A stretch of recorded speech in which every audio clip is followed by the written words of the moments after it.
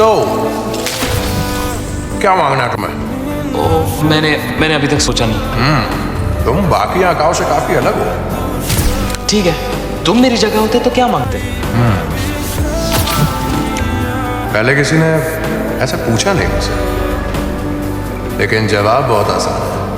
मैं अपनी आजादी मांगता हूं इन बेड़ियों से। तीसरी और आखिरी मुराद, मेरी मुराद है कि तुम आजाद हो जाओ। За собой закрой.